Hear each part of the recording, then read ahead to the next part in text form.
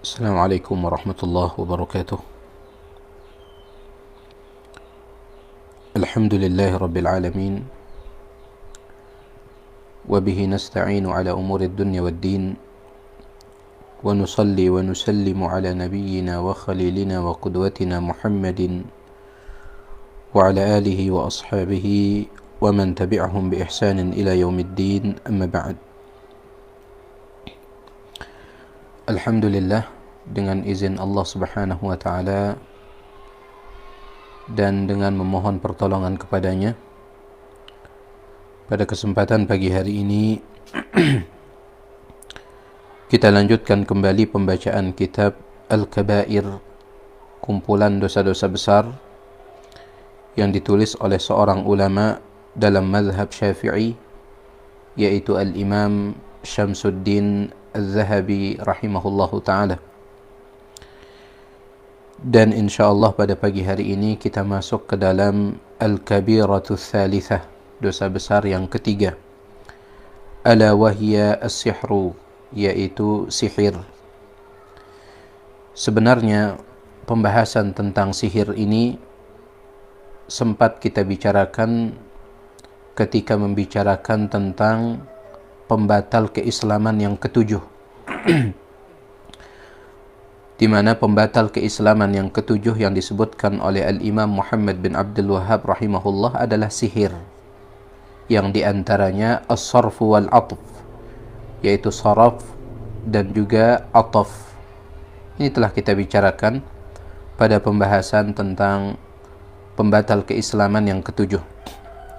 Namun untuk pembahasan kita kali ini, kita akan tambahkan dengan membicarakan cara penangkalan sihir sebelum sihir itu menimpa, dan semoga Allah menjaga kita dari bahaya sihir.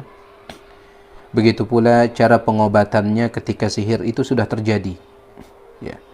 Ada cara penangkalan, yaitu sebelum sihir terjadi, dan ada cara pengobatan setelah sihir terjadi.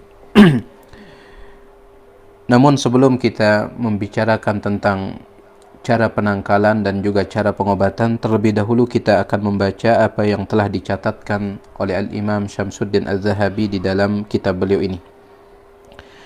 Qala al-muallifu rahimahullahu ta'ala, Al-Imam Syamsuddin Al-Zahabi rahimahullahu ta'ala berkata, Al-Kabiratu Tsalitsah, dosa besar yang ketiga, as-sihru adalah sihir. Lianna as-sahira la budda an yakfur, karena seorang penyihir tidak bisa tidak, dia pasti akan jatuh ke dalam kekufuran. Meskipun ada perincian dalam masalah ini yang telah kita bicarakan pada pertemuan sebelumnya, bahwasanya sihir dilihat dari cara penggunaannya, ya, atau dilihat dari bagaimana ia melakukannya, maka terbagi dua. Yang pertama, ada sihir yang menggunakan bantuan syaitan atau bantuan jin, maka sihir jenis ini bisa menyebabkan pelakunya jatuh ke dalam kekufuran. Kenapa? Karena syaitan dan jin tidak akan mau membantunya sampai ia melakukan perbuatan-perbuatan kufur. Sehingga sihir jenis yang pertama ini, yaitu sihir yang menggunakan bantuan syaitan dan jin, ini bisa menjatuhkan pelakunya ke dalam kekufuran. Adapun yang kedua adalah sihir yang menggunakan al-aqaqir. Ya. Al-aqaqir artinya ramuan-ramuan yang ia tidak menggunakan bantuan jin, tidak menggunakan bantuan syaitan, namun ia menggunakan ramuan-ramuan yang ia ramu sendiri, di mana ramuan tersebut ternyata bisa mempengaruhi akal dari targetnya. Ya. Adapun jenis sihir yang kedua ini, pelakunya tidak sampai jatuh ke dalam kekufuran. Jadi beliau mengatakan, li'anna as-sahira la budda an yakfur, karena seorang penyihir tidak bisa tidak, dia pasti akan jatuh dalam kekufuran apabila ia menggunakan bantuan syaitan dan jin. Qala Allah Ta'ala, Allah Subhanahu wa Ta'ala berfirman, dalam surah Al-Baqarah ayat 102. Walakinna asyayatin kafaru yu'allimuna an-nasa as-sihr. Akan tetapi syaitan-syaitan itulah yang kafir. Apa sebabnya? Yu'allimuna an-nasa as-sihr, karena mereka mengajarkan sihir kepada manusia. وَمَا لِلشَّيْطَانِ الْمَلْعُونِ غَرَضٌ فِي تَعْلِيمِهِ الْإِنسَانَ السِّحْرَ إِلَّا لِيُشْرِكَ بِهِ. Dan tentunya syaitan yang terlaknat tidak memiliki tujuan lain ketika mengajarkan sihir kepada manusia kecuali untuk menjatuhkannya ke dalam kesyirikan. Ini tujuan syaitan mengajarkan sihir kepada manusia, supaya yang belajar sihir itu jatuh dalam kesyirikan, ya. Karena ujung-ujungnya nanti syaitan akan minta kepada orang yang belajar sihir itu untuk melakukan ritual-ritual penyembahan kepada selain Allah Subhanahu wa taala. Menyembelih ayam yang berwarna hitam di malam Jumat jam 12 malam misalkan, ya. Kemudian disembelih di dekat kubur wali fulan, kubur wali allan. Kemudian ketika menyembelihnya menyebut nama ini, nama itu, bukan nama Allah Subhanahu wa taala. Jadi tujuan syaitan mengajarkan sihir adalah untuk menjatuhkan yang belajar tersebut ke dalam kesyirikan. Wa qala Allah taala an Harut wa Marut. Dan Allah Subhanahu wa taala berfirman tentang Harut dan Marut. Ya.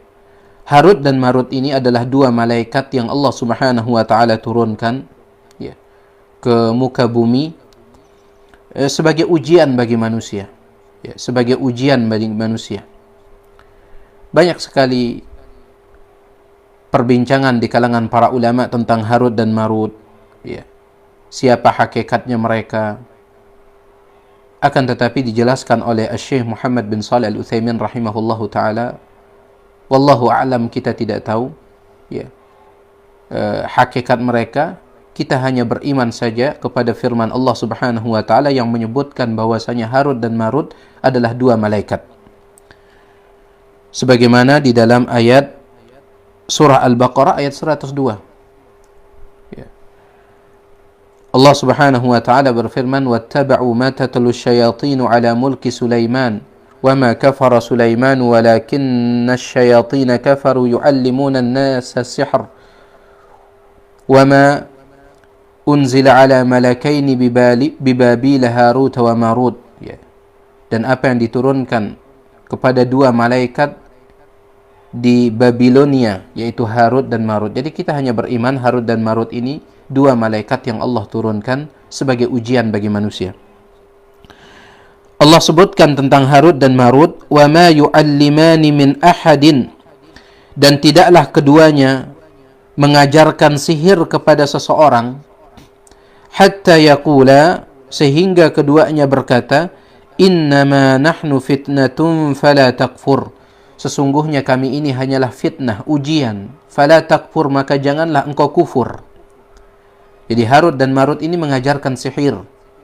Sekali lagi, mereka diturunkan sebagai ujian oleh Allah Subhanahu wa taala.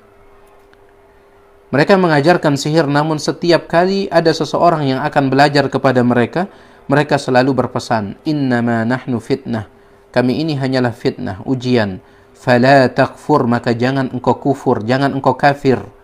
Ini menjadi dalil tentang kafirnya orang yang belajar sihir. Fayata'allamuna minhuma ma yufarriquna bihi bainal mar'i wa zawjih, maka mereka para penyihir belajar dari Harut dan Marut suatu ilmu yang dengannya mereka memisahkan antara seseorang dengan istrinya, yang kita kenal dengan istilah sihir saraf, menjadikan seseorang yang tadinya sayang menjadi benci. Ila anqal, hingga firman Allah Subhanahu wa taala, walaqad alimu laman ishtarahu ma lahu fil akhirati min khalaq, dan sungguh mereka telah mengetahui siapa saja yang membeli sihir, artinya mempelajarinya dan mengamalkannya, maka ia tidak akan mendapatkan bagian apapun di kehidupan akhirat. Ya. Dan yang tidak mendapatkan bagian di kehidupan akhirat hanyalah orang-orang kafir. Tidak ada bagian mereka di kehidupan akhirat kecuali neraka. Hanya orang-orang kafir. Maka ini juga menjadi dalil tentang kafirnya orang yang belajar sihir apabila sihirnya itu menggunakan bantuan syaitan atau jin. Fatara khalqan kathiran minad dullali, dikatakan oleh Al-Imam Al-Zahabi rahimahullah, engkau bisa melihat banyak sekali orang yang tersesat, yadkhuluna fi sihri, mereka masuk dalam ilmu sihir, wa yadhunnunahu haraman faqat, dan mereka menyangka sihir itu sekedar haram. Mereka menyangka bahwasanya sihir itu sebatas perbuatan haram. Wa ma yash'uruna annahu al-kufr, dan mereka tidak menyadari kalau sihir itu adalah kekufuran.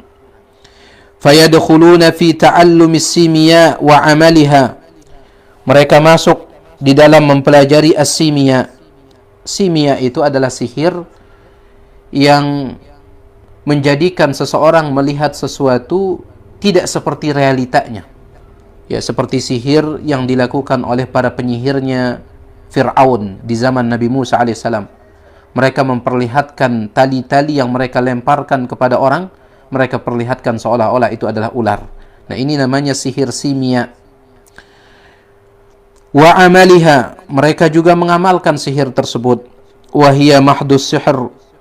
Wa fi aqdil mar'i an zawjatihi wa huwa sihrun. Begitu pula sebagian mereka melakukan sihir saraf, ya, menjadikan seseorang itu tidak bisa menggauli istrinya.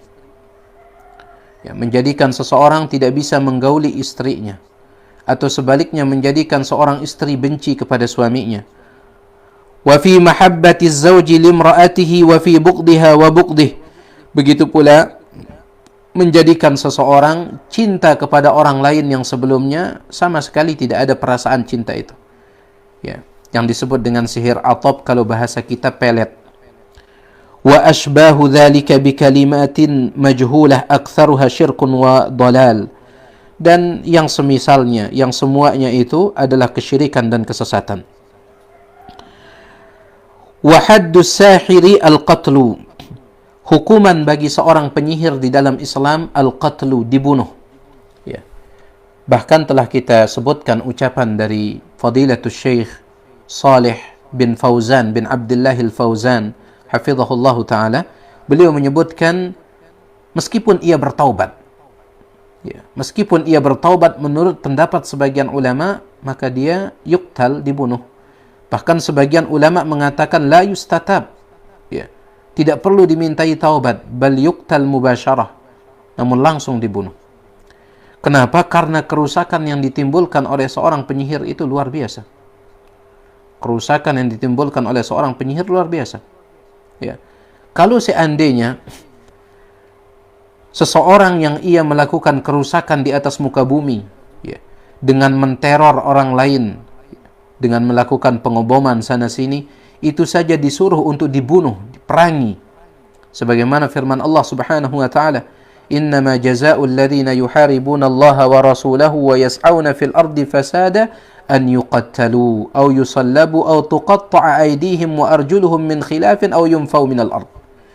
Sesungguhnya balasan bagi orang yang memerangi Allah dan Rasulnya serta mereka melakukan kerusakan di atas muka bumi, balasan untuk mereka adalah ayyuqattalu, mereka dibunuh, aw yusallabu, atau mereka disalib, aw tuqatta'a aydihim wa arjuluhum min khilaf, atau tangan serta kaki mereka dipotong secara silang, aw yunfaw minal ard, atau mereka diasingkan dari tanah kelahiran mereka. Kalau seandainya, ya, seorang teroris saja seperti itu hukuman yang Allah timpakan kepada mereka, bagaimana seorang penyihir yang kerusakannya lebih besar? Ya, kerusakannya lebih besar. Ya, mengapa? Karena ia menyerang kadang tanpa diketahui. Ya, yang namanya sihir itu secara bahasa artinya ma latafa sababuhu, sesuatu yang tidak kasat mata. Sesuatu yang tidak kasat mata, berbeda dengan teroris. Ya, bisa terdeteksi, bisa dicari, akan tetapi kalau sihir ini tidak kasat mata. Betapa banyak orang yang terkena sihir dibawa ke dokter, dokternya mengatakan tidak apa-apa, sehat kok. Sampai ada kasus seseorang yang ia selalu merasakan kesakitan, ya, di bagian perutnya. Setiap malam tidak bisa tidur, terasa terbakar. Ketika datang ke dokter kemudian minta untuk dicek, untuk dirongseng, dokternya tertawa, mengatakan, apanya yang mau dicek ini, Anda sehat kok. Padahal orang ini nggak pernah bisa tidur malam, ya, kesakitan luar biasa, perutnya seolah-olah terbakar. Alhamdulillah setelah diruqyah, ya, dengan izin Allah Subhanahu wa taala sembuh. Jadi bahaya sihir itu jauh lebih dahsyat daripada bahaya yang tampak yang dilakukan oleh para perusak di atas muka bumi Allah Subhanahu wa taala. Oleh karena itu, wahaddus sahiri al-qatlu. Hukuman bagi seorang penyihir adalah dibunuh. Bahkan sebagian ulama mengatakan la yustatab, tidak perlu dimintai taubat. Li'annahu kafara billah, ya. Karena pelaku sihir itu dia kufur kepada Allah, au dara al-kufra, ya, atau melakukan dosa yang sama dengan kekufuran. Nah, ini penjelasan dari Al-Imam Syamsuddin Adz-Dzahabi rahimahullah. Lalu setelah itu beliau mulai membawakan beberapa dalil tentang besarnya dosa sihir. Qala an-nabiy sallallahu alaihi wasallam, Nabi sallallahu alaihi wasallam bersabda dalam hadis Bukhari Muslim, ijtanibus sab'al mubiqat, hindarilah oleh kalian 7 dosa yang membinasakan. Fadzakara minha as-sihra, dari 7 tersebut dosa yang kedua yang disebut oleh Nabi SAW adalah sihir. Falyattaqil abdu rabbah, maka hendaklah setiap orang bertakwa kepada Allah Subhanahu wa taala. Wala yadkhulu fima yakhsaru bihi ad-dunya wal akhirah, jangan sampai ia melakukan hal-hal yang menyebabkan ia rugi dunia dan akhirat. Wa yurwa 'anil nabiy sallallahu alaihi wasallam annahu qala, dan telah diriwayatkan dari Nabi sallallahu alaihi wasallam bahwasanya beliau bersabda, haddus sahiri darbatun bis-saif, hukuman bagi seorang penyihir adalah dipenggal dengan pedang. Ya. Hukuman bagi seorang penyihir darbatun, dipenggal bis-saif dengan pedang. Akan tetapi hadis ini ya dhaif, lemah, ya. Dikatakan bahwasanya ini ucapan Nabi SAW, maka itu lemah, ya. Itu bukan ucapan Nabi SAW. Was-sahihu annahu min qawli Jundub, akan tetapi yang benar itu adalah ucapan seorang sahabat yang bernama Jundub, ya. Seorang sahabat yang bernama Jundub, itu yang benar, ya. Ini bukan ucapan Nabi SAW, namun ucapan seorang sahabat. Wa qala Bujalah bin Abadah, dan berkata Bujalah bin Abadah, atana kitab Umar radhiyallahu anhu qabla mautihi bisanatin, telah sampai kepada kami surat dari Umar ibn al-Khattab radhiyallahu ta'ala an, ya, sebelum Umar meninggal dunia dengan jarak 1 tahun, ya, 1 tahun sebelum Umar bin Khattab meninggal dunia, yang mana saat itu dia masih menjabat sebagai Amirul Mukminin, sebagai pemimpin kaum mukminin. Umar ibn al-Khattab mengirim surat, ya, ke semua daerah, ke semua gubernurnya, yang isi suratnya tersebut, aniqtulu kulla sahirin wa sahirah, bunuhlah setiap penyihir laki-laki dan penyihir wanita. Itu isi surat dari Umar ibn al-Khattab radhiyallahu ta'ala. Bunuhlah setiap penyihir laki-laki dan setiap penyihir wanita. Wa an Abi Musa radhiyallahu ta'ala anhu, dan dari Abi Musa radhiyallahu ta'ala anhu, anna an-nabiy sallallahu alaihi wasallam qala, bahwasanya Nabi sallallahu alaihi wasallam bersabda, thalathatun la yadkhuluna al-jannata, ada 3 macam orang yang tidak akan masuk surga. Yang pertama, mudminu khamrin, pecandu khamr, ya, pecandu minuman keras. Wa qati'u rahimin, yang kedua orang yang memutus silaturrahim. Dan yang ketiga, wa musaddiqun bis-sihr, orang yang membenarkan sihir, artinya yang mempelajarinya, yang mengamalkannya, yang meminta supaya ia disihirkan, ya, untuk orang lain dan seterusnya. Ini terancam tidak akan masuk surga. Rawahu Ahmad fi musnadih, diriwayatkan oleh Imam Ahmad dalam musnadnya dengan sanad yang hasan. Wa an Ibnu Mas'ud radhiyallahu taala anhu marfu'an, Dan dari Abdullah bin Mas'ud radhiyallahu taala anhu secara marfu', artinya ini ucapan Nabi alaihi salatu wasallam. Beliau bersabda, "Ar-ruqa wat-tamaimu wat-tiwalatu syirkun." Ruqa itu jampi-jampi.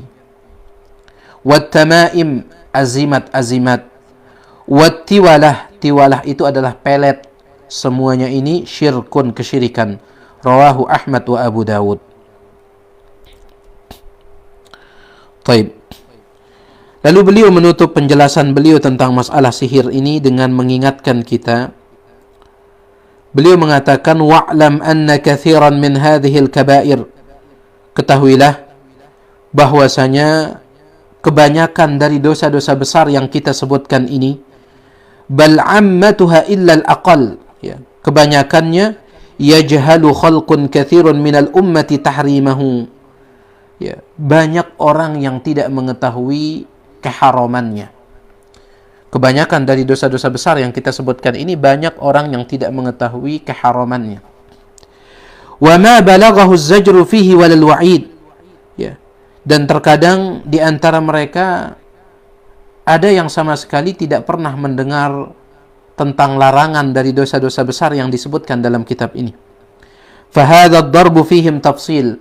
Maka orang seperti ini, kalau seandainya ia melakukan sebagian dari dosa besar yang kita sebutkan di sini, melakukan sihir dan yang semisalnya, maka ada tafsil, ada perincian. Fayambagi lil alimi alla yasta'jila 'alal jahil. Maka sudah sepatutnya bagi orang alim untuk tidak tergesa-gesa di dalam menghukumi orang jahil.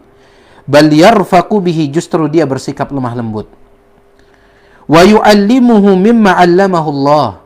Terlebih dahulu dia ajarkan orang jahil tersebut, ya, ilmu yang telah Allah ajarkan kepada dia sebagai orang alim.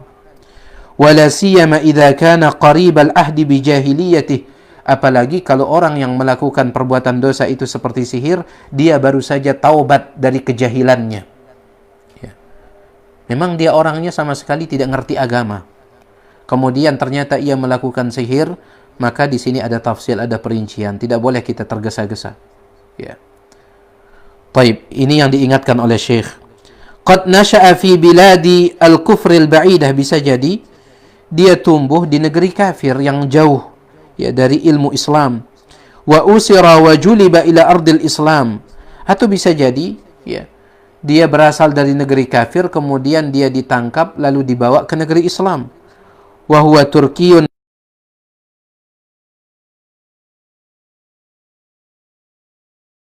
la ilma indahu wa la fahm, fabil juhdi in talaffadha bisyahadatain, fa in fahima bil arabi hatta yafqaha ma'na syahadatain ba'da ayyamin wa layalin fabiha wa ni'mat. Intinya beliau di sini mengingatkan kita untuk tidak tergesa-gesa menghukumi orang, ya. Jadi sebagaimana yang pernah kita sampaikan ketika berbicara tentang pembatal-pembatal keislaman, kita belajar tentang pembatal-pembatal keislaman, yang pertama supaya kita tahu, ya, dan yang kedua supaya kita hindari, ya. Adapun yang ketiga adalah supaya kita peringatkan orang dari pembatal-pembatal Islam tersebut, ya. Bukan kita mempelajari pembatal Islam untuk memponis orang ini, memponis orang itu, menunjuk orang ini kafir, menunjuk orang itu kafir. Ini bukan tujuan kita mempelajari pembatal Islam. Begitu pula ketika, ya, mempelajari tentang dosa-dosa besar ini, ya, tujuan utama kita adalah supaya kita tahu mana yang benar dan mana yang salah. Kemudian selanjutnya supaya kita hindarkan. Sebagaimana perkataan seorang penyair, Arabtu syarra la li syarri lakin li tawaqqih, faman lam ya'rifi syarra minal khairi yaqa' fih. Aku mempelajari kebaikan, atau aku belajar tentang keburukan adalah supaya aku bisa menghindarkan diri darinya. Karena siapa yang tidak bisa membedakan antara keburukan dan kebaikan, bisa jadi ia akan jatuh dalam keburukan sedangkan ia tidak menyadari. Jadi beliau di sini mengingatkan kita supaya tidak tergesa-gesa di dalam menghukumi saudara kita, apalagi itu sesama kaum muslimin. Baik, itu dia tentang sedikit penjelasan beliau yang bisa kita baca. Sekarang kita ingin menyebutkan bagaimana cara menangkal sihir sebelum sihir itu terjadi. Intinya, seseorang semakin dekat ia dengan Allah Subhanahu wa taala, maka syaitan akan semakin jauh darinya. Ya. Seseorang semakin dekat dengan Allah Subhanahu wa taala, maka syaitan akan semakin jauh darinya. Sebaliknya, semakin jauh ia dari Allah Subhanahu wa taala, maka syaitan akan semakin dekat dengannya. Dan ini sebagaimana firman Allah Subhanahu wa taala, "Wa man yu'rid an dzikrir rahmani nuqayyid lahu syaitanan fahuwa lahu qarin." Barang siapa yang berpaling ya dari zikir kepada Allah Subhanahu wa taala, dia jauh dari Allah Subhanahu wa taala, Allah katakan nuqayyid lahu syaitanan, maka kami persiapkan syaitan untuknya, fahuwa lahu qarin, sehingga syaitan itu menjadi sahabat akrabnya. Ya, sehingga syaitan menjadi sahabat akrabnya. Maka secara garis besar kita katakan, untuk menangkal diri dari sihir adalah seseorang dia mempererat hubungannya dengan Allah Subhanahu wa taala. Karena ketika seseorang mempererat hubungannya dengan Allah Subhanahu wa taala, maka Allah akan menjaganya. Itu janji Nabi alaihi salatu wasalam, ihfazillaha yahfazka. Jagalah Allah, niscaya Allah akan menjagamu. Al-Imam An-Nawawi rahimahullah mengatakan, maksud dari menjaga Allah adalah menjaga syariat Allah. Ketika kita menjaga syariat Allah, maka Allah akan menjaga kita. Nah, itu secara umum. Adapun secara terperinci, maka di antara amalan yang bisa diamalkan oleh seseorang untuk membentengi dirinya dari sihir sebelum sihir itu terjadi, ya. Afanallahu wa iyyakum, ya, semoga Allah menjaga kita dari bahaya sihir. Karena bagaimanapun dahulu Nabi alaihi salatu wasalam, ya, beliau pernah terkena sihir. Ya, beliau pernah terkena sihir. Dan ini tidak mengurangi kemuliaan beliau sallallahu alaihi wasallam. Tidak, ya. Beliau terkena sihir dan ya di antara hikmahnya adalah turun surah Al-Falaq dan surah An-Nas. Bahkan para ulama mengatakan sebab turunnya surah Al-Falaq dan surah An-Nas adalah karena Nabi alaihi salatu wasallam terkena sihir. Maka datanglah malaikat Jibril meruqyah Nabi alaihi salatu wasallam dengan membaca surah Al-Falaq dan surah An-Nas. Dan juga itu menunjukkan kepada kita bahwasanya apabila Nabi alaihi salatu wasallam pernah terkena sihir, maka apalagi orang-orang seperti kita. Ya, oleh karena itu penting bagi kita untuk membentengi diri. Di antara amalan yang bisa digunakan sebagai benteng pelindung, ya, tentunya dengan izin Allah Subhanahu wa taala, adalah yang pertama, seseorang dia senantiasa berzikir kepada Allah secara umum. Ya. Dia berzikir kepada Allah secara umum. Dalam artian ketika dia masuk rumah, dia berzikir. Ketika keluar rumah, dia berzikir. Dia baca zikir-zikir masuk rumah, keluar rumah. Nabi alaihi salatu wasallam bersabda dalam riwayat Imam Abu Dawud, ya. Begitu pula Al-Imam Al-Bukhari dalam Al-Adabul Mufrad, Al-Imam Ibnu Hibban dalam sahihnya. Nabi alaihi salatu wasallam mengatakan, "Thalathatun kulluhum dhaminun 'ala Allah." Ada 3 macam orang yang semua mereka itu telah diberikan jaminan oleh Allah Subhanahu wa taala. Allah jaga mereka. Di antaranya adalah man dzakarallaha hina dakhala baitah. Seseorang yang dia berzikir kepada Allah ketika ia masuk ke dalam rumah. Ya, dia membaca doa masuk rumah, doa keluar rumah. Begitu pula ketika misalkan masuk toilet, dia baca doa. Ketika keluar toilet juga dia baca doa. Ya. Pernah kita sampaikan kisah yang diceritakan oleh Syekh Wahid bin Abdussalam Bali rahimahullah.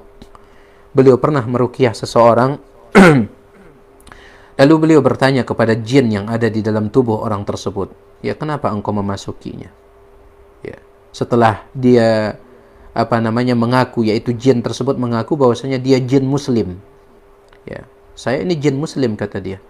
Maka Syekh berkata, kalau memang engkau jin muslim, kenapa engkau ganggu saudaramu sama muslim? Seorang muslim tidak boleh mengganggu saudaranya sama muslim, meskipun ia beda bangsa. Engkau bangsa jin, yang engkau ganggu ini bangsa manusia. Namun sesama muslim tidak boleh saling mengganggu. Apa kata jin tersebut? Ya, saya memasukinya, ya merasukinya, karena setiap kali dia masuk toilet, dia tidak pernah baca doa. Ya, subhanallah. Setiap kali dia masuk toilet, dia tidak pernah baca doa. Itu pengakuan dari jinnya. Ya. Oleh karenanya, secara umum kita katakan seseorang itu dia berusaha untuk membentengi diri dengan sering berzikir. Ya. Secara umum, ketika masuk rumah berzikir, keluar rumah berzikir, masuk toilet berzikir, keluar toilet berzikir. Ya. Yang kita maksud dengan berzikir, baca doanya. Menaiki kendaraan baca doanya, turun dari kendaraan baca doanya, dan seterusnya. Ala kulli hal seseorang, ya, dia senantiasa zikir kepada Allah Subhanahu wa taala. Kemudian secara khusus adalah zikir pagi dan petang. Ya, secara khusus zikir pagi dan petang. Ya. Ini juga sangat berpengaruh di dalam membentengi seseorang dari gangguan sihir.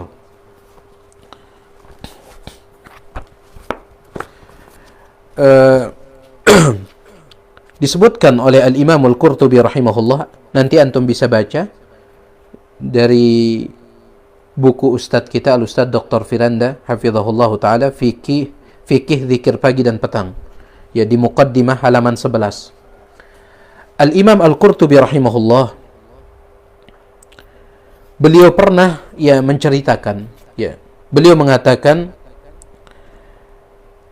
ketika membicarakan tentang pengaruh atau manfaat dari zikir pagi dan petang, Al-Imam Al-Qurtubi berkata, "Fa inni mundu sami'tuhu amiltu bihi." Semenjak aku mendengar, ya, tentang zikir pagi dan petang ini, aku selalu mengamalkannya. "Falam yadurrani syai'un ila an taraktuhu." Dan selama aku mengamalkannya, aku tidak pernah ditimpa oleh mudarat apapun, hingga pada suatu ketika aku lupa mengamalkannya. Yaitu beliau lupa untuk membaca zikir petang. "Faladagatni aqrabun bil madinati laila." Maka, ya, di malam harinya ketika aku berada di kota Madinah, aku disengat oleh aqrab. Aqrab itu kalajengking. Fatafakkartu, aku terus berpikir, kenapa kok aku bisa disengat oleh kalajengking? Ya, kenapa? Fa idza ana qad nasitu an ata'awwadza bitilkal kalimat. Ternyata aku baru ingat bahwasanya tadi di waktu sore aku lupa membaca zikir petang. Ya. Makanya Ustaz kita, Ustaz Dr. Firanda hafizahullah, beliau menyebutkan di sini, di antara faedah, ya, menjaga zikir pagi dan petang, kata beliau, adalah akan menjadi penjaga bagi seorang muslim. Betapa banyak keburukan yang sewaktu-waktu bisa menimpa seorang muslim, baik gangguan dari yang nampak maupun gangguan dari yang tidak tampak, seperti gangguan syaitan dan hasadnya orang-orang yang hasad. Jadi ini, ya, zikir secara umum dijaga, kemudian setidaknya zikir pagi dan petang. Ya, zikir pagi dan petang. Kemudian berikutnya, di antara amalan yang bisa diamalkan seseorang untuk membentengi dirinya dari gangguan sihir adalah ia berusaha untuk sering membaca surah Al-Baqarah. Ya, membaca Al-Quran secara umum dan terkhusus surah Al-Baqarah. Karena Nabi SAW bersabda dalam hadis yang diriwayatkan oleh Imam Muslim, "Iqra'u Al-Baqarah." Bacalah oleh kalian surah Al-Baqarah. "Fa inna akhdhaha barakah." Karena mengambil surah Al-Baqarah itu adalah keberkahan.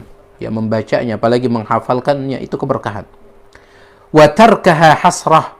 Sedangkan meninggalkan surah Al-Baqarah, tidak pernah membacanya sama sekali, ini adalah kerugian. Ya. "Wala tastati'uha al-batalah." Dan surah Al-Baqarah ini tidak bisa dilawan oleh al-batalah. Kata para ulama, al-batalah maksudnya as-saharah, yaitu para penyihir. Ya. Surah Al-Baqarah ini tidak bisa dilawan oleh para penyihir. Ada satu kisah yang disebutkan oleh Syekh Uthman Al-Khamis, ya, salah seorang ulama dari negeri Kuwait. Beliau merupakan salah seorang murid dari Syekh Muhammad bin Shalih Al-Utsaimin rahimahullah ta'ala. Beliau menceritakan tentang seorang wanita, yang mana wanita ini ditargetkan untuk disihir. Ya. Di mana wanita tersebut ditargetkan untuk disihir. Ya. Mungkin yang bercerita ini adalah orang yang akan menyihirnya setelah orang tersebut bertaubat. Ya, mungkin. Ya, kalau kita melihat alur ceritanya nanti. Jadi wanita tersebut ditargetkan untuk disihir, ya, oleh seseorang yang hasad kepadanya. Maka orang yang hasad itu datang kepada seorang penyihir.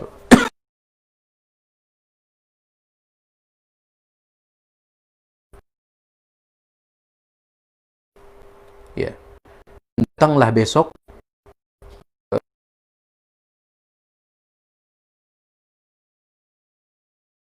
si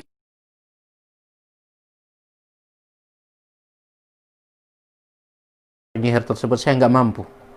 Saya tidak mampu menyihirnya. Ya. Cobalah engkau pergi ke penyihir fulan, karena sihirnya lebih kuat daripada saya. Maka yang order ini pergi ke si penyihir yang kedua. Kata penyihir yang kedua, baiklah. Ya. Nanti saya akan beritahukan hasilnya. Kemudian dia pun datang untuk melihat hasilnya. Apa kata penyihir yang kedua? Saya nggak mampu. Ya, saya nggak mampu. Saya sudah melakukan berbagai cara untuk menyihirnya, tapi nggak mampu. Pergilah engkau kepada penyihir si fulan, penyihir yang ketiga, karena dia lebih kuat sihirnya daripada saya. Akhirnya dia pun pergi ya ke penyihir yang ketiga. Kata penyihir yang ketiga, baik.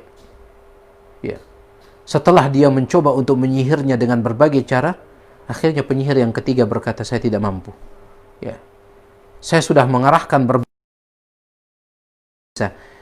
dan saya menganjurkan engkau tidak menyihirnya. Ya. Sudah batalkan niatmu untuk menyihirnya. Saya tidak menganjurkanmu untuk mencari penyihir manapun. Karena sekuat apapun penyihir itu tidak akan bisa menyihirnya. Kenapa? Karena ternyata dia selalu setiap malam ia membaca surah Al-Baqarah. Subhanallah. Wanita itu setiap malam selalu membaca surah Al-Baqarah. Ini kisah ini diceritakan oleh Fadilatul Syekh Dr. Uthman Al-Khamis, hafizahullah ta'ala, salah seorang ulama dari negeri Kuwait. Taib, ala kulli hal, ya, seseorang dia membaca Al-Quran secara umum dan terkhusus surah Al-Baqarah, maka ini bisa membentenginya dari gangguan sihir. Kemudian amalan yang ketiga adalah seseorang dia merutinkan setiap pagi kalau bisa mengkonsumsi 7 butir kurma ajwa. Ya, kalau bisa setiap hari, setiap paginya dia merutinkan mengkonsumsi 7 butir kurma ajwa. Sebagaimana sabda Nabi alaihi salatu wasallam, ya, dalam hadis yang sahih, Nabi alaihi salatu wasallam bersabda, man tasabbaha bisab'i tamaratin ajwatan lam yadurrahu dhalika al-yawm summun wala sihrun. Barang siapa yang setiap pagi dia mengkonsumsi 7 buah ya kurma ajwa, maka ia tidak akan dimudaratkan hari tersebut, baik itu oleh racun ataupun oleh sihir. Dalam riwayat Imam Bukhari dikatakan sampai malam harinya ia tidak akan terkena mudarat, baik itu racun ataupun sihir. Ya. Jadi kurma ajwa. Sebagian ulama menyebutkan tidak harus kurma ajwa. Adapun penyebutan kurma ajwa di dalam hadis itu hanya sebagai perwakilan saja. Ya, dan menunjukkan yang terbaik adalah kurma ajwa. Namun kalau seandainya dia mengkonsumsi kurma jenis lain, bukan kurma ajwa, setiap pagi dia mengkonsumsi kurma, ya, 7 butir, maka insya Allah dia juga akan mendapatkan apa yang disebutkan dalam hadis ini. Namun yang terbaik adalah kurma ajwa. Ya. Jadi ada sebagian ulama mengatakan harus kurma ajwa, nggak bisa digantikan oleh kurma yang lain, harus kurma ajwa. Sebagian ulama mengatakan tidak, ya, tidak mesti kurma ajwa, entah dia ya kurma yang lainnya. Adapun penyebutan kurma ajwa hanyalah sebagai perwakilan dan untuk menunjukkan kurma ajwa yang terbaik. Nah, ini dia yang ketiga. Kemudian juga di antara amalan yang dengannya seseorang insya Allah dengan izin Allah bisa membentengi dirinya dari sihir adalah dengan, terutama bagi laki-laki, ya, yaitu menjaga sholat berjamaah secara umum dan khususnya sholat berjamaah subuh. Ya. Menjaga sholat berjamaah secara umum dan terkhusus sholat subuh, ya, dijaga secara berjamaah. Nabi SAW bersabda, man shalla subha fi, secara maka dia berada di dalam penjagaan Allah Subhanahu wa taala. Allah akan menjaganya. Ketika ia salat subuh secara berjamaah, Allah Subhanahu wa taala, Allah menjaga seorang hamba, kekuatan buruk apapun yang mencoba untuk mendekati hamba tersebut akan mental. Ya. Kenapa? Karena Allah Subhanahu wa taala yang Maha Kuat. Nah, ini terkhusus bagi laki-laki. Ya, bahwasanya dengan cara ia menjaga salat subuh secara berjamaah, maka insya Allah Allah Subhanahu wa taala akan menjaganya. Ya, bahkan ada satu kisah menarik ya tentang hadis ini. Siapa yang salat subuh secara berjamaah maka fahuwa fi dhimmatillah. dia berada di bawah penjagaan Allah Subhanahu wa taala. Diceritakan oleh Syekh Profesor Dr. Ibrahim Ar-Ruhaili hafizahullah taala dalam salah satu daurah. Beliau menceritakan ada seorang anak SD ya di Saudi Arabia. Dia datang terlambat ke sekolah. Dia datang terlambat ke sekolah. Ketika gurunya ingin menghukum dia, apa kata sang murid tersebut? Wahai Pak Guru, Anda tidak akan bisa menghukum saya. Ya. Dia sudah datang terlambat, kemudian berlagak sombong lagi. Ya. Engkau tidak akan bisa menghukum saya, wahai Pak Guru. Gurunya mengatakan, kenapa? Ya, kenapa engkau berani mengatakan seperti itu? Sudah terlambat, ya belagu lagi. Apa kata dia? Karena saya tadi sholat subuh secara berjamaah. Dan Nabi SAW bersabda, siapa sholat subuh secara berjamaah, dia akan dijaga oleh Allah dari segala bahaya, termasuk bahaya hukuman yang akan Anda berikan. Maka gurunya tertawa kemudian melepaskan dia. Ya subhanallah. Ya. Taib. Kemudian juga di antara amalan yang dengannya seseorang itu insya Allah terjaga dan terlindungi dari sihir adalah dengan ia senantiasa menjaga wudu, ya, dengan senantiasa menjaga wudu dalam setiap kondisinya. Dan pernah kita sampaikan, hendaklah berwudu itu bukan hanya ketika tiba waktu salat. Setiap kali seseorang berhadas, dia berusaha untuk berwudu. Dia berusaha untuk berwudu, ya.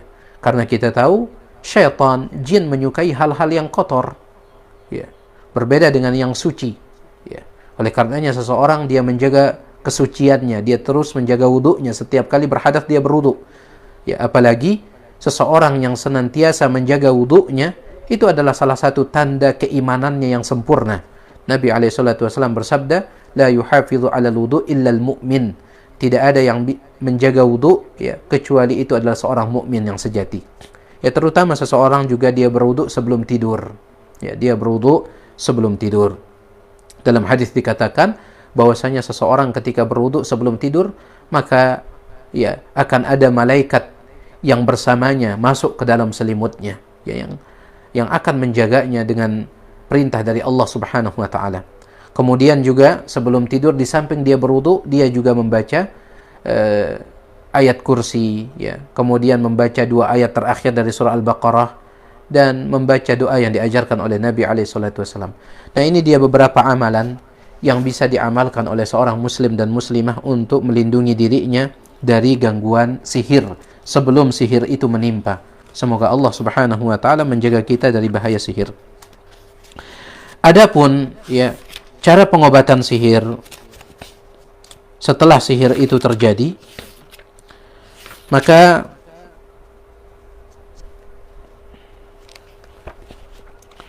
di antara caranya kita akan baca dari kitabnya Syekh Wahid bin Abdussalam Bali yang berjudul As-Sarimul Battar fi Tasaddi lis-Saharati wal Ashrar, pedang yang tajam, ya, yang terhunus untuk melawan para penyihir dan orang-orang jahat. Di antaranya yang pertama, ketika seseorang terkena oleh sihir, maka cara yang pertama dan paling utama adalah ar-ruqa wa ta'awidz, ya, dengan cara melakukan ruqyah. Ya. Orang yang terkena sihir itu diruqyah. Ya, diruqyah dengan tentunya ruqyah yang syar'iyah. Ya, ruqyah yang syar'iyah. Dan ruqyah itu dikatakan syar'iyah apabila terpenuhi 3 syarat. Ini menurut ijma' kesepakatan para ulama. Salah satu dari 3 syarat ini tidak boleh hilang. Apalagi kalau hilang semuanya, maka jatuhlah ruqyah itu ke dalam ruqyah yang terlarang. Ya, ya. Hukum asal ruqyah itu tidak dibolehkan. Ya, karena Nabi SAW menyebutkan secara umum, innar ruqa wat tamaim wat tiwalata syirkun. Sesungguhnya ruqyah itu artinya jampi. Jampi-jampi, kemudian tamaim, azimat, pelet, semuanya kesyirikan. Hukum asal ruqyah itu tidak boleh. Ya. Tetapi ada pengecualian. Sabda Nabi SAW, ma la ba'sa birruqyah, unsur syiriknya. Berarti hukum asal ruqyah atau jampi itu nggak boleh. Ya. Hanya saja yang kita kenal dengan istilah ruqyah syar'iyah. Dan ruqyah syariah itu menurut kesepakatan para ulama adalah ruqyah yang mengumpulkan 3 syarat. Yang pertama, yang berasal dari ayat-ayat Al-Quran atau doa-doa Nabi SAW. Ya, maka ruqyah syariah itu menggunakan ayat-ayat Al-Quran. Dibacakan ayat-ayat Al-Quran. Atau dibacakan doa-doa Nabi SAW. Allahumma rabban nas, adhibil ba's washfi anta syafi. Dan seterusnya. U'idhuka bi kalimatillahi tammah min kulli syaitanin wa hammah wa min kulli ainin lamah, dan seterusnya. Ya. Ini syarat yang pertama, yang berasal dari Al-Quran atau doa Nabi SAW. Syarat yang kedua, yaitu berasal dari bahasa Arab atau menggunakan bahasa Arab. Menggunakan bahasa Arab atau menggunakan bahasa, ya. Karena ada sebagian orang, ya, jampi-jampinya itu dia menggunakan pantun-pantun yang nggak jelas, qomat kamit yang nggak jelas, nyebut sana, nyebut sini, ya. Jadi menggunakan bahasa Arab itu yang terbaik, atau kalau tidak bisa dia gunakan bahasa yang bisa dipahami. Misalkan dia katakan, ya Allah, ya, hamba-Mu ini meminta kepadamu dengan seluruh nama-nama-Mu yang maha indah dan sifat-sifat-Mu yang maha tinggi, agar Engkau mengangkat sihir dari orang ini, ya, dengan bahasa yang bisa dipahami. Kemudian syarat yang ketiga, harus diyakini dengan seyakin-yakinnya bahwasanya ruqyah tersebut hanya sebagai sebab, bukan dia yang menyembuhkan, ya. Bukan ruqyahnya yang menyembuhkan, ya. Hanya sebagai sebab saja. Yang menyembuhkan tetap Allah Subhanahu wa taala. Nah, ini dia cara yang pertama, yaitu dengan cara diruqyah, ya. Dengan cara diruqyah. Baik. Kemudian cara yang kedua, kita singkat saja. Istikhrajus sihri wa ibtaluhu. Dengan cara, ya, membatalkan sihir tersebut. Yaitu misalkan ya, buhul adalah media yang digunakan oleh penyihir, ya, sebagai sarana menyihir targetnya, ya. Dan biasanya buhul itu diambil dari hal-hal yang berkaitan dengan targetnya, ya, seperti rambut, ya, targetnya, ya. Sebagaimana dahulu Nabi SAW disihir oleh seorang Yahudi yang bernama Labid ibnul A'sam. Dia menyihir Nabi SAW dengan beberapa helai rambut Nabi SAW yang tersangkut di sisir beliau SAW. Ya, biasanya ia akan menggunakan hal-hal seperti itu, ya, yang ada kaitannya dengan targetnya, seperti helai rambut dari targetnya. Begitu pula mungkin, ya, apa yang pernah digunakan oleh targetnya, atau seperti foto targetnya, ya. Oleh karena itu kita ingatkan, jangan terlalu gampang-gampangan, ya, memposting foto di media-media sosial, ya, seperti Facebook dan yang lainnya. Jaga, ya. Kalau Anda menyayangi anak-anak Anda, istri-istri Anda, maka jangan biarkan mereka memposting foto-foto mereka, menyebarkan foto-foto mereka di media-media sosial. Karena itu bisa dijadikan sarana oleh orang-orang yang hasad untuk, ya, menimpakan keburukan kepada Anda dan keluarga Anda. Dan telah banyak kasusnya, banyak buktinya, ya, sebagaimana juga diceritakan oleh Ustaz Al-Fadil, Ustaz Dr. Firanda hafizahullah ta'ala. Ya, seseorang dia disihir melalui foto yang ia posting di media sosialnya atau di akun sosialnya. Taib. Jadi ini yang kedua, yaitu dengan cara menghancurkan buhul yang ditemukan, ya.